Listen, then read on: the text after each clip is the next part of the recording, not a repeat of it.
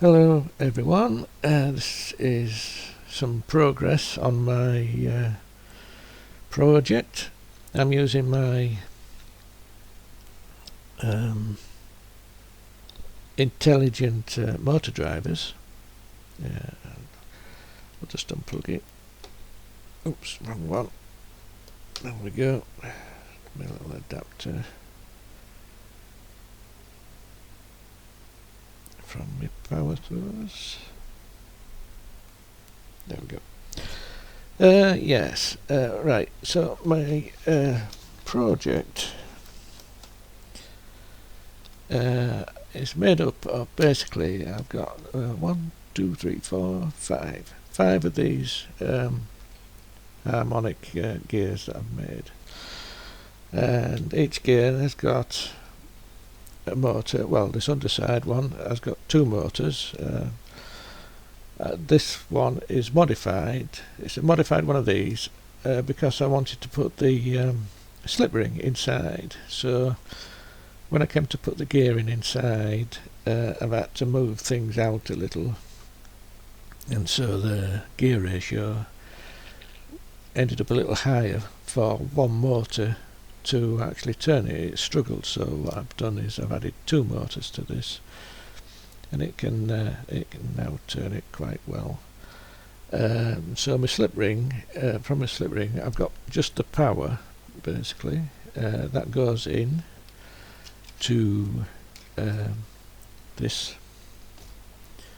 Let's bring it closer, zoom in. There we go. It brings it to this little adapter, which is bringing all the power in.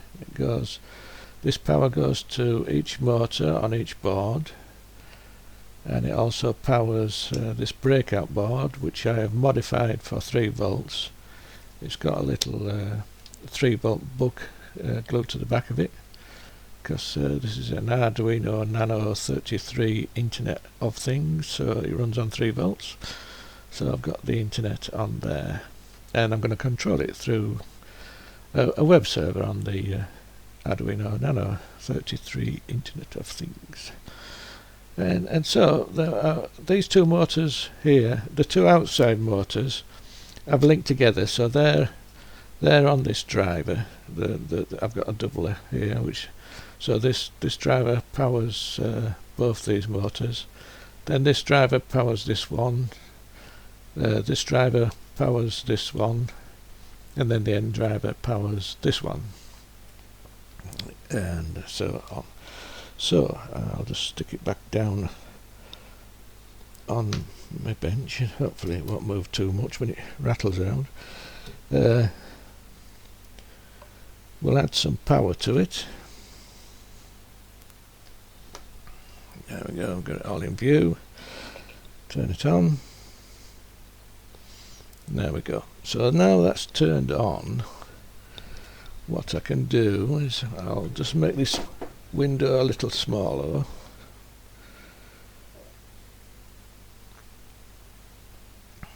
There we go. And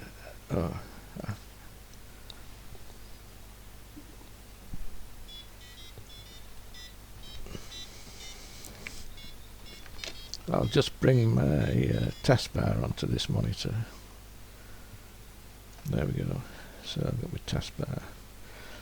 So what I'll do is I'll just unplug this. This is what I use for connecting to my Arduino, because it's Wi-Fi. I am connected to the internet, but rather than connect this to my local network, I'm actually running a server on the Arduino, and so I'm using this to connect to the Arduino. So the software basically is compatible with my PC with this plugged in, or my mobile phone, or a tablet, anything with Wi-Fi. And you can basically, with your Wi-Fi, you just log in to the Arduino. So I'll just plug this back in.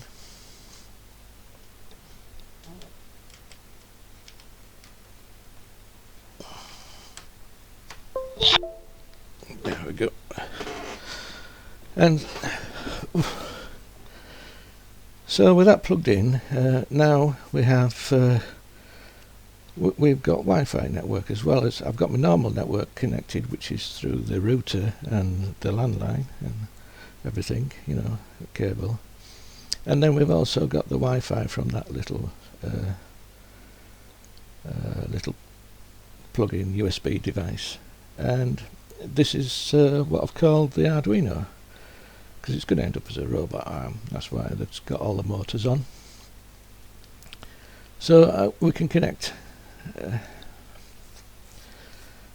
So that'll connect to the Wi-Fi on the Arduino.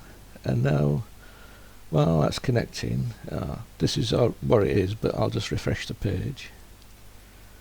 So now we're connected to the web server at this address, 192.168.50.20. And what I've done is I've made it, I'll just bring this down this side so we can see the actual Arduino and the motors. I've made this little panel, web page, that has got some preset buttons on. So I've got forward, reverse, and center, and stop, and set to 0. The set at 0. Basically, this is sending all the commands that I've shown for the video I did on the motor control. But now put it into a nice little package, you can actually see it. And because it's just got the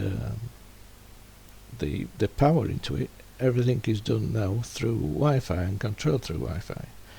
So this bottom slider, this does the rotation. So what I can do is this slider, I can slide it to a position, and the motor moves. And if I want it to go to the other direction, and basically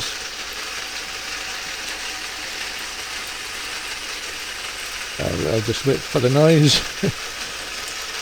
I hope it isn't too loud when it comes out on the video, but you can see the value here. If I want to bring it back to 0, we can just bring that up and bring it back to 0. You know, I have a little difficulty getting it there. What we can do is I can just press center, and it'll come back to its original center position, like so. We've also got speed control. I've got some presets, 50, 75 and 100%. Let's send it at 50%. We can see I'll just send it forward rather than to a position. I'll just send it going forward. And hopefully you can see and hear that it's going at a slower speed. I'll speed it up slightly and then go even faster. Go back down to 50. And it will even go below 50. I have found that some drivers won't, it doesn't like below 50. I don't like doing it on this rotational one, so what I'll do is we'll just put that back to max, and I'll just center it again so it goes, and return it back to center. I don't know how many times it's spun around.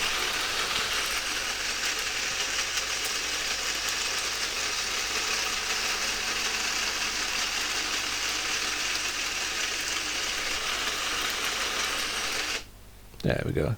It's back to where it started from. And what I'll do is I'll just move it slightly so we can see the end motor, which is this one, this D2. So we can actually do the same again with that one. I can stop it any time, and I can send it back the other way. Stop it. I'll just send it in reverse. Stop it, and it remembers where it is because it's got a counter in there and remembers, so we can center it back to where it wants. Oh, that will look, you want it. Let's just make sure we do that again and make sure it's actually moved this time, and then we'll go back to center. I think I should actually just Maybe if I stick something on there. Let's stick that there. So let's just move it.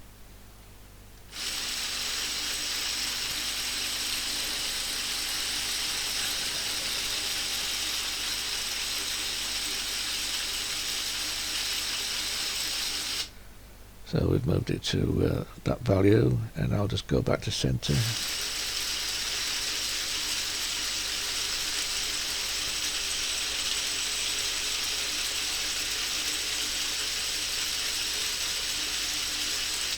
There we go, it's back where it started from. Turn it off. I think you can see it better on the other side. I've got a bit of colour on the other side, so what we'll do is, well, we've got about 340, let's just take that round to about minus 4,000. That would probably give us the view on the other side. Yeah, there's close enough.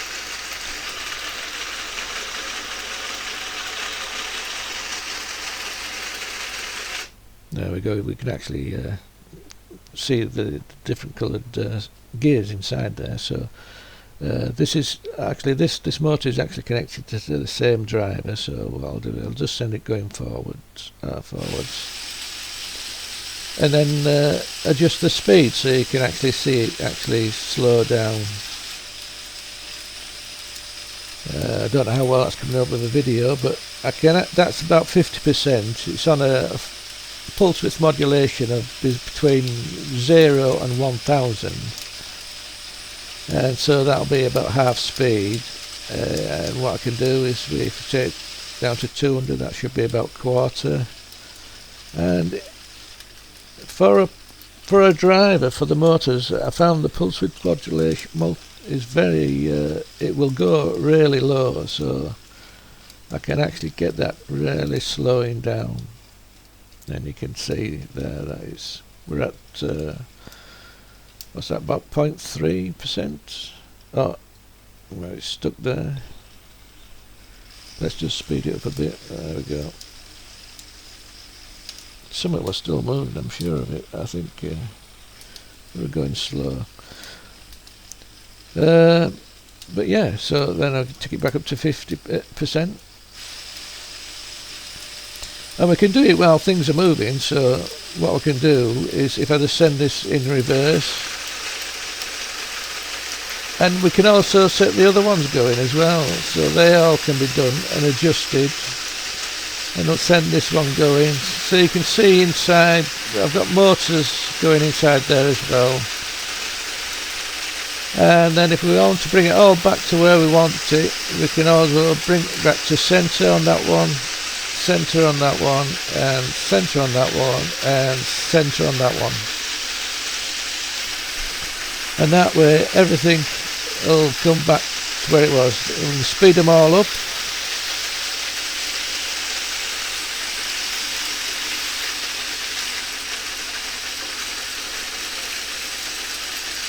This end one must have been going a bit longer, so it's still going and it's still spinning.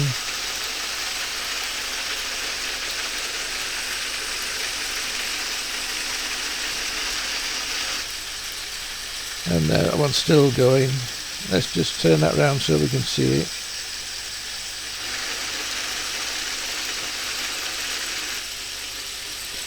So this has still got a ways to go. But you can see that you've got full control over all the motors. You can turn them on, off, change the speed, set them to a position, all at the same time, and whatever you like. So I just centre that again. And also on the drivers, I've got some little LEDs. I don't know if you know, I've got two little LEDs. I'll just turn that around a bit further. There, well, you can see that one light up there. But on this one, I'll do this this motor here, this one, which is this one. If I send that going in reverse, you can see there's a green light to indicate that, and if I send it forward, you can see there's a blue light to indicate that.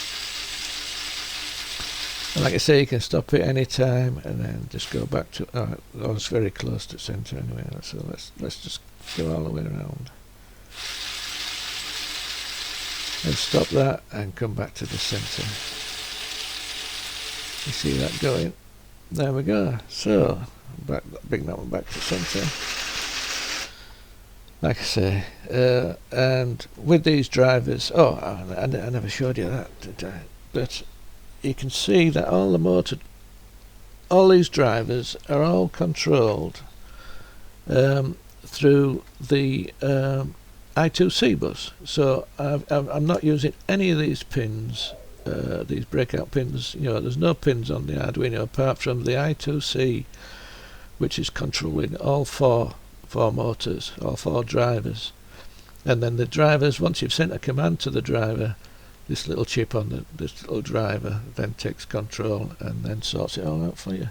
So if you're building any robots or anything with lots of motors on, up to I reckon 255 motors on that's how many addresses you can have for the I2C bus. You can control all sorts of motors. So I hope you right now. Also, before I forget, there's one thing I want to mention. When I made this, what I'll do is I'll just go to my home page and let's just bring that in. Right, yeah. So on the instructables, you'll find there's an instructable which I have made for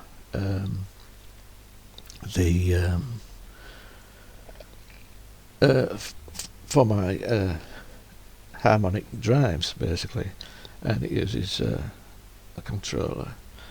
And on this instructable, I went into detail on making the code for controlling it, like I've been controlling this with the I stuck it over there. Right, hang on, let me put this back so I remember where it is.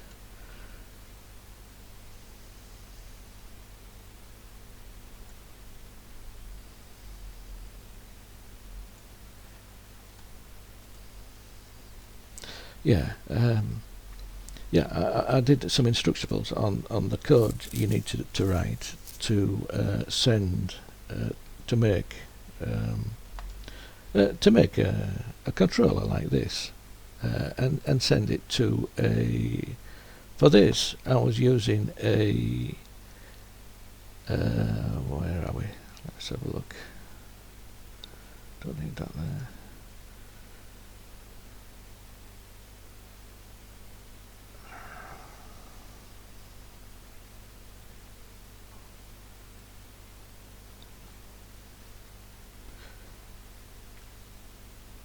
Oh yeah, there we go. An ESP826. An ESP32 will do as well, but you'll need some different drivers. But the thing is with the ESP32, and if you go through this, the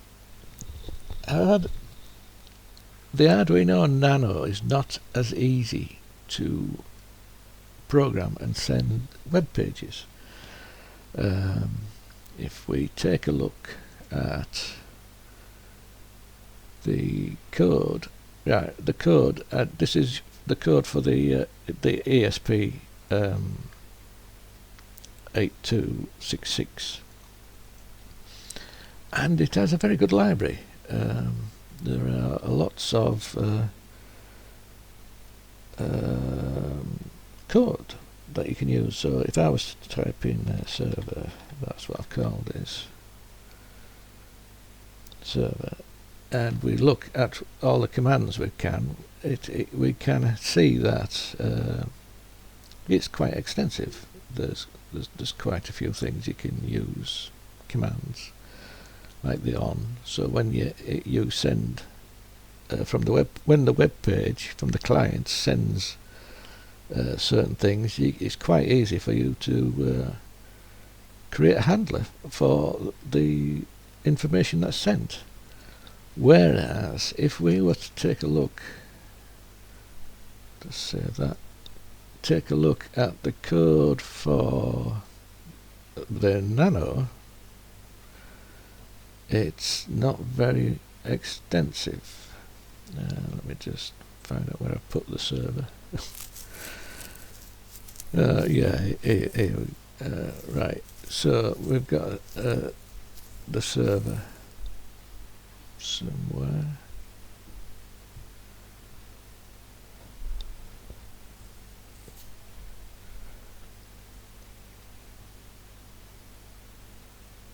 Right, yeah.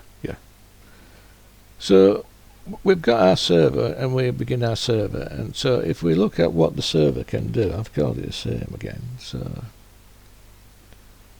have I called it the same? Yeah. Server. Yeah, and we look at the commands we've got available. That's it. This is it. This is all you can do with it. So you have to write your own code. That's not too bad. I will publish this once I've got it started. But there's an issue also with the Arduino Nano 33 Internet of Things when you come to actually send a web page. So for this web page that I've done, which is this here, it's quite a lengthy piece of text. So what we've got here, we've got there we go. There's nearly 500 lines, and if we take a look, let's just open that up and bring that across. We can see it's 16 kilobytes.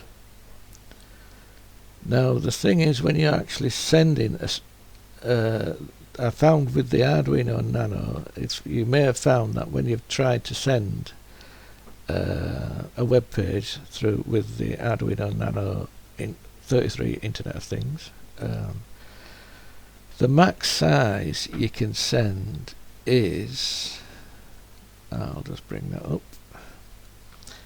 the max size is about 4,000 characters you can send at a time. If you send more than that, you just end up with a corrupt web page. You just end up with half your. Let's have a look. Not that one. Close that. Yeah. So if we bring that up, and I took a look at this web page, and we look at the source. I've grabbed the source. You'll have it so far. All that'll be okay, fine, until you get to about here. And then from here onwards will be just full of null characters. It'll be just all null characters after that. So what I've had to do is, when I am sending this web page, now at the moment I'm viewing it as in a web editor. So once you've done your editing, I save it as as a header file, a separate header file, so I can view it in a web editor and then edit my web page until I get it looking something like. But once I've done that, if I just open it up as a standard file, header file, that this is the same page now. It just looks like this, but I've had to put it into chunks. You can see it. I have to send it into chunks, and these chunks are each under 4,000 bytes. So I've got one chunk there, so I've called that first chunk simple HTML1, and then the next chunk, which is under 4,000 bytes, is called HTML2. I've actually split it here into another piece, and then I've split it again. In fact, I've had to split this web page up into 7 chunks. So we can see this is the last one, this chunk of code, until it comes to the end. So in the header, so the Arduino sees this header file, and it sees 4 chunks of raw data, little, just text. It just treats it as that lump there as a lump of text. But the size of that lump of text is under 4,000 bytes. It's under 4K basically, and if you remember, the file is actually 16K, so if you divide that by 7, whatever, you can only send 4 kilobytes at a time. So when you come to doing your code, you can see that when I send my server client back, I actually send each chunk at a time, one after the other. I can send them one after the other, but I can't send them all at the same time. So basically, when it comes down to there, and I do my client print, which is basically sending back to the client and printing to the client in the Arduino world. I'm first sending that, then I'm sending that, and then I'm sending that. I think it's a memory buffer thing. I think when the Arduino, I forget what it's called. Where are we? Yeah, the Wi-Fi NANO, when it saves data to the flash, it saves it over the SPI bus, and I think the SPI bus for saving data is no bigger than 4 kilobytes, and so you've got to drop your web page. You've got to cut it up into chunks of small bytes, less than 4 kilobytes. 4 kilobytes, 4,000 bytes, and it's fine. Then it'll send it to the web page. But if you try to send all that web page in one big chunk, it won't. The buffer knows how big the file is, and it sends that amount of data, but it only sends the first 4K uncorrupted, if you get what I mean. So anybody who's tried doing this with an Arduino Nano 33 Internet of Things and tried to make a web page and just find it impossible and it's all corrupt, then that's the reason why. So I just thought I'd mention that. It's a bit of information at the end of the video. Sorry that I've waffled on a bit. What I should have done is mention that you can actually stop watching after the first bit, but anyways, the information is out there now, so I hope somebody enjoyed that bit of information. Well, if you made it to the end as well, thanks for watching. I'll catch you next time.